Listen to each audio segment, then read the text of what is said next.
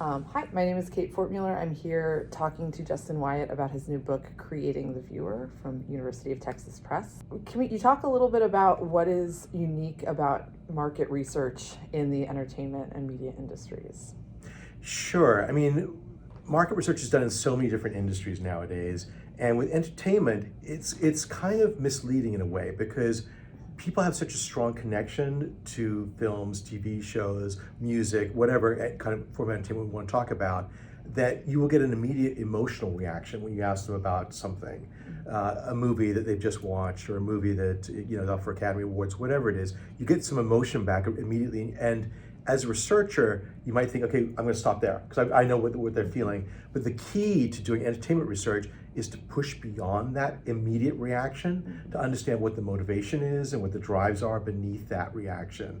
So in some ways, entertainment research is kind of defined by that, having to go beneath an initial reaction, keep pushing, keep probing to really understand what motivates their connection or lack of connection to the entertainment product. Yeah. When thinking about that, like in the history of like audience research and things like Enang's Watching Dallas, where she talks about people using the language of mass culture to voice their opinions, is that sort of part of what you're kind of doing a little bit when you're trying to wait and probe past their initial responses? Absolutely, because it's interesting because part of it is understanding the vocabulary they use. So you want to connect on that level of the vocabulary and what words and what phrases they are using to describe their relationship to the entertainment product. But it goes beyond that. Like you have to continually move away from that connection point to try and understand on a deeper psychological level. Interesting. Okay. What do you think is the biggest misconception about market research? I think the biggest misconception is that it's flawed research. It's not scientific research. It isn't scientific research. Mm-hmm. What it is it's feedback. And the misconception is people get a research report from a moderator or from an analyst, and then they'll make changes in the movie or the TV show, and it will change a creative product. And they shouldn't be doing that because you're using, audience feedback to change something, and it goes against the creative impulse. And I would say, in reality, in the industry, it doesn't really work like that. I always felt that market research was one input. So if I did a project on a new show that was going to be put on the network, I would present the data. I would try and be transparent. I'd try to explain why people liked or didn't like it, what was motivating it. But also, I would never be dogmatic in terms of like, you must program this show or this must go on the air, because I don't know. I mean, I don't know talent deals. I don't know distribution aspects. I don't know finances. All I'm doing is I'm presenting one set of data on audience feedback. How they actually follow through on that is not my concern. So I felt like being a good researcher in the media industries, you needed to take a back seat once you had presented the data. Yeah. So who has the biggest misconceptions? Are studio executives, audience members, like faculty that's a good question. members? Who do you think has those misconceptions the most? I think in the media, it's very quick to build a negative story about market research, because it sort of seems to be like the evil cousin in the room kind of thing. Yeah. I also have been in meetings I've been part of where I've had senior executives saying, I don't care what research is done, I'm not going to look at any reports. So I mean, and these are senior executives in networks, and I'm like, really? Like, you don't even want to look at the report? No, because I don't care about market research. So the level of hostility is true for some. I would say disengagement is perhaps a better word that characterizes the relationship, is pretty strong. And you could only counter that really by trying to present the data transparently, authentically, and ethically, meaning you're not going to change the data or you're not going to mischaracterize it to keep executive Y or executive Z happy. Right. Can you talk a little bit about the market research process on a new show? So when you are doing this and Yeah, the process of doing it, and then I guess presenting it to not a hostile audience, right? To somebody who's willing to hear you out, I guess. Sure. Yeah. So typically, what would happen is at a network, a broadcast network, there'll be pilot testing that would be done in March or April every year, and there'll be a large number of shows. So 26, 28 shows, and each of the shows would be tested through some kind of qualitative and or quantitative method. So they could be focus groups, they could be online surveys where you stream the show and people give you reactions. Usually you want to get a mix of qualitative and quantitative. Quantitative you can extrapolate to the national population. Qualitative is going to give you the warm fuzzies about what's going on emotionally with the show. So you do both. And what happens is you basically then have to compare the results, the metrics to norms that have been built up within the network for prior testing. So you compare it to X, Y, and Z, and you try and figure out what the drivers are for the ratings. Meaning, okay, if 60% of the people rated the show excellent, and 55% said they were very likely to watch again. What's driving those numbers on rating and watch again? Is it the characters? Is it the dramatic situation? Is it the music? Is it the supporting characters that are really funny? Like, you try and understand what elements in the show are pushing the core metrics. That will usually involve advanced analytics. So bringing in a mathematician, a statistician to help with that aspect of it. Once you have all that data and the analysis, you present it to the network executives. Usually there's kind of a rank ordering of the shows in terms of what tested best and so on and so forth. But it's oftentimes rank ordered in terms of the different elements. So rank ordering for rating, rank ordering for watch again, et cetera, et cetera, et cetera. So it becomes a little bit more interesting rather than just like, this is better than this. Yeah. It sounds kind of creative for you. I mean, you have to be faithful to the data, but there's definitely an element of creativity, and there's so many value judgments that go along with it, where I'm going to focus on X but not on Y. And I always felt like, as a researcher, I could do that, but then in the data that I was going to give as a kind of a follow-up, I'd have everything presented. So if they wanted to delve more deeply, hey, it's all there. Okay. Go and have a look at it. And same thing with focus groups. I might pull quotes from focus groups as part of my report, but if anyone questions like, well, is this in context? I'm like, here's the transcript for the focus group. Read the whole thing, and then let me know what you think. I don't feel it's been mischaracterized. Okay. Can you talk a little bit about doing market research during the digital era, especially with these companies that claim to have all of this data about us and our habits? That in some way, like, we know that it's data, like quantitative data, but a lot of what Netflix will say is like, we know when you've fallen asleep, we know when so they do kind of claim to know about our behaviors in this. So what's it like?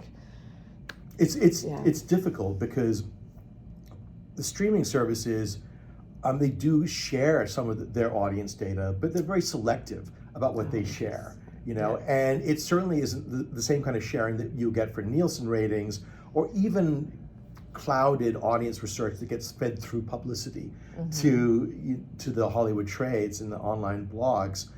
I kind of feel like the industry is still in a moment, a decade of transition, let's say. And I feel like a lot of the traditional research protocols that are still followed for things like pilot testing or talent testing need to be rethought, in our current era, because there's so many different aspects. One that I think is crucial is this notion that people of a younger generation, like my students' generation, they have a much different relationship to television as a medium and streaming services than we did growing up. So what sense does it make to do things like pilot testing and to impose this genre of I'm gonna watch again every week, when watching again every week isn't in their wheelhouse? Like, it doesn't really happen. So how can we rethink the protocols, the questionnaires, the surveys, the research design in order to address the shifting technological and attitudinal changes that are happening?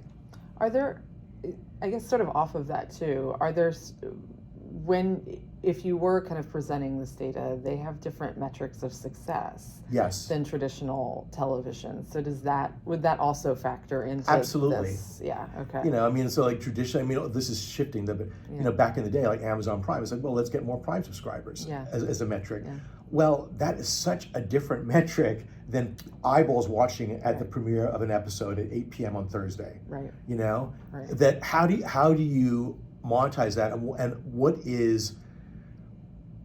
what's the model that you're then using to move forward? You know. Right. And this gets to like a labor issue. Yeah, they have changed some of those models too, right? Netflix we've moved away from subscribers to, you know, minutes out, right? Like they are changing those under our feet. Absolutely, but it's changing so quickly. Yeah. You know, so I mean, part of what I say in the book is that what I'm advocating is we kind of go back to like doing ethnography as a very foundational moment. Right. Because trying to understand how people engage with media on an ongoing basis, day to day, in their home or work environment, is really crucial to this whole exercise. You know, until we rethink that part of it, we're not going to be able to really look at research in the same way. Because we're assuming like our business models match the viewer that we have created. It's a bad assumption, not a great assumption. And so these things need to. Be rethought, and part of that is that we don't really understand how people are consuming. We think we understand how people are consuming, but we don't. Yeah, we don't. I mean, it's like it's. I mean, it's not just a generational thing. I mean, like literally, when I talk to my students about how they watch television and what their connection is, it's like a different universe. Yeah, you know, and what I immediately think, I don't really understand it enough. And I also don't understand what research protocols I would use to reach them, you know? Right. That's interesting. So I have another question. This is like a little in the weeds of your book too. And a part of the, this also connected to some of the labor issues. So part of the strike was about these shorter seasons and how do you compensate for these shorter seasons? So my other question is, how do you test for these shorter seasons? That's a great... You bring this up in your book. That's a great question. Yeah. I mean, I think some things are very difficult to test, okay? Yeah. So anything that falls really outside genre or a point of connection is tougher to test. I mean, I kind of learned this back in the day testing films when it was clear like art house cinema didn't test well. So this will date me, but one of the films that our team worked on back in the day was Sex, Lies, and Videotape. Okay. And didn't test so well. Yeah. And, you know, I'm like, okay, I kind of get that, but that lesson applies to TV. And it's like, how do you get beyond that? You know, it's a real issue. I will say this is very funny because there are between I Think You Should Leave and The Curse, both of those shows actually mock focus groups in really funny ways. And they both have like a person that has the same kind of voice intonation. Yes. Like, I think the steering wheel, like there is somebody like that in The Curse. And you can imagine that if someone were to focus group any Nathan Fielder show, that it would not test well. For sure. Really unlikable. He's really unlikable. So maybe those are, I don't know, those are things that work better for shorter seasons, I guess, right? You talk a lot about some of these issues of how market research can affect story and narrative and like character. How has market research addressed issues of diversity, equity, and inclusion? That's a great question. Historically, presently, I feel like it's a very thorny issue because what you're really asking is how do advertisers engage with these different categories? And really, one of the first things that happens in any market research study is like, who's your sample? So it's basically who are the recruit parameters that you're going to have. For a lot of TV, it's men and women 18 to 49, a very broad sample. But they will be oftentimes ethnicity samples within that. There might be socioeconomic samples within that as well. And people will be like, well, they built a census, so it's fair. Right. And in some ways, yes, in some ways, no. I think by trying to recruit so that there are percentages rather than let things fall as they may, there's the danger of marginalizing these groups even further. And, you know, I think what happens is this happens in a few different ways. One is any show with somebody who's hosting, who's from a marginalized group, person of color. I worked in a show, it was a variety show, where the host was a very well-known Black variety artist. And all the research was separated Black audience versus white audience. So they would do one focus group with white, or no, it was white and non-white, is how they termed it, white and non-white. Now, the argument that was given to me at the time was like, well, we expect that there'll be a difference between the reaction based upon ethnicity. And I'm like, okay, but honestly, dividing the groups in that way, isn't that just a kind of segregation that could create more prejudice? In fact, maybe reinforces the prejudice that exists in our society already. Right. Interesting. I mean, you like any kind of difference that you get from this group, like, oh, it's because this is a Black group versus this is a white group. Well, maybe not. I mean, it's really tough. That you can get to some reductive reasoning that's very dangerous, I feel. Yeah, interesting. So your book High Concept came out at a different stage of media industry study, like before it really became a subfield in a lot of ways. Right. You were on the vanguard. And Creating the Viewer is coming out in a different moment of media industry study, that it's an established subfield. I was going to say, we have in the SCMS Media Industry SIG, we have 600 members, which is huge. Very big SIG. We have every year more panels than we can sponsor. So lots of people doing that work. So can you talk a little bit about how this book, Creating the Viewer, fits within the current media industry's agenda, and maybe where you would like to see, do you have a favorite chapter that you would like to see, that you think would be great to be taught in a media industries class? I guess that's a side. Selfishly, I would like to know what your favorite chapter is and what you think would fit well in a class, but So, I was gone from academia for the 15-year period. So I was a professor in the 90s, worked in the TV industry, and then I came back to academia in 2015. And in that 15-year gap, I've been doing some reading and keeping up with things, but only to a certain extent. I was like, oh my goodness, media industries as a field has shifted so much. And at the end of the day, my training as an undergrad was as an economist. So I kind of look at almost at what I think media industry studies was back in the day as being media economics in a way. So it's about industrial structure, it's about industrial operation, conduct in the marketplace, and so on and so forth. And what I think a few things.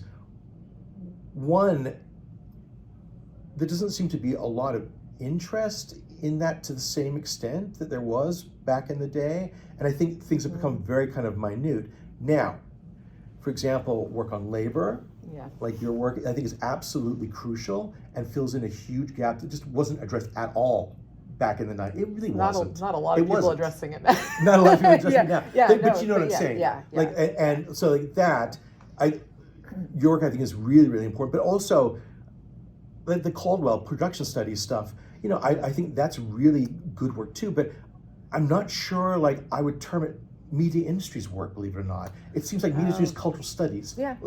Somehow like an overlap between those two things. And I guess what I'm wondering is to what extent media industry studies links back to that neoclassical economics model that I was kind of believing back in the day, Interesting.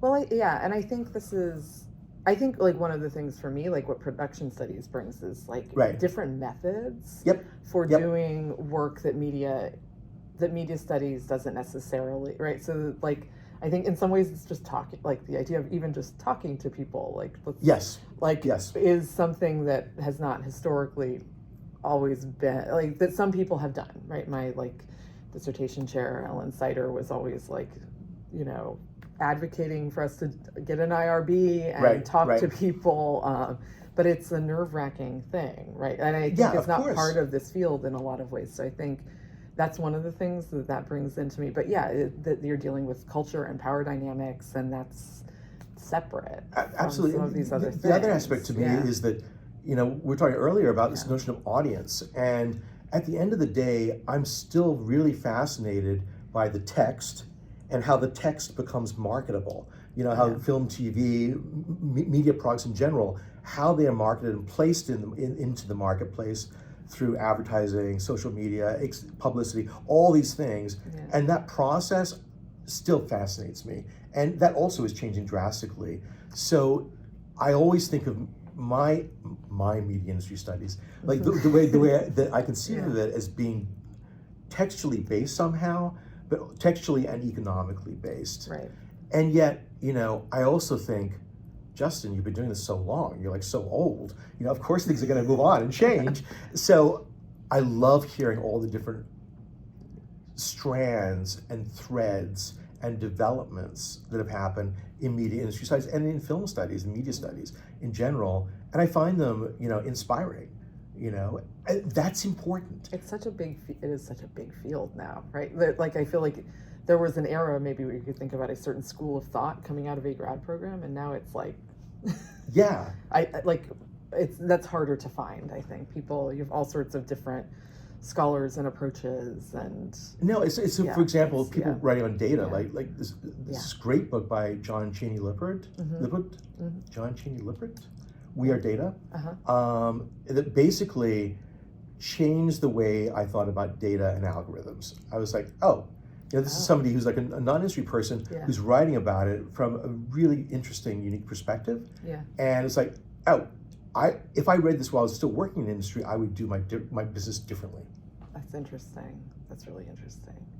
Can you talk a little bit about audience? I want to talk a little about audience, because I think for me, one of the things that really struck me coming out of reading the kind of literature overview of quantitative and qualitative audience research and different strands of audience research is that I wish that I had this book when I was teaching theory classes in a comm department, and also obviously also when I was teaching industry classes, because I don't think that students comprehend audience very well. But can you talk a little bit about how this book is marrying maybe two sides of audience research that don't always in academia play very well together, but as you point out, like, are very necessary? Quantitative and qualitative work needs to be together for market research. So can you talk a little bit about that? I mean, it's like, in some ways, it's like the old mass comm and textual analysis coming together is kind of how I see it. And, you know, unless you look at that from the perspective of reception and what people get from the text and how they take the text and what it means to them in their daily life, it's kind of meaningless. So to me, a lot of audience studies, even now, is trying to understand reception contexts and trying to understand motivations, drivers. And I feel like we don't do enough of that in the academy. That, you know, our audience work, understandably, is tied up a lot with ratings and online metrics and social media metrics, and trying to understand that kind of quantitative part of it. Yeah. But the qualitative aspect, which is in some ways more ambiguous and more pliable, we don't do enough audience research in that way. Partly because we can deal with the data, the quantitative data, that's, you know, manageable. But this other aspect of qualitative audience and what it means to people's daily lives and how it functions in their daily lives is something that, you know, we're going to be grappling with forever, I think. It's very messy. Yes. It's very messy. But messy in a fun way, right? It is. Yeah, and I think maybe this kind of comes full circle to back what you were talking about when we were about that people see market research as not being scientific, and it's not, is part of the issues when you are doing those kinds of qualitative conversations. You're not always going to get trends, right? Or trying to figure out or pull out what those common sort of intersections are between people can be really, I mean, this is really tough to do. It's challenging from doing interviews with workers, right? It's that sometimes, and again, this comes from like Caldwell, sometimes people, there are narrative threads that people have that stretch across because they work in the same industry and people learn how to tell stories. But sometimes those are not. And also, sometimes those are not there. I can tell you, it's like, if the narrative threads, executives and people watching focus groups, for example, they'll be like, oh, listen to this one person, and that one person over there sitting on that chair, they're saying exactly what the executive feels. So all they do is like glom on to one narrative thread, and that's all they want to talk about. And that's a danger too of doing this research. So they're like identifying with, Yes. This is the other, right? Like, and I guess that's like data's impersonal, focus groups are personal. So you can identify with a particular character in your Absolutely focus group. That's really fascinating. Yeah. I mean, the other aspect to audience I think is really, really important. And this really, my thinking was changed by Ruha Benjamin's amazing book, Race After Technology. And it's this notion that, okay, yes, we understand that advertising is different now, and we understand algorithms are functioning, but we know so little about algorithms, and we know so little about how they function in business, that this idea that we will be able to reach more people through big data, I'm not so sure. And is this going to lead to more marginalization ultimately? Tim Havens talks about this. He's like, well, at least with the Nielsen data, we knew that there were categories for African-American viewers. We don't know sometimes for looking at algorithms how different groups are being represented.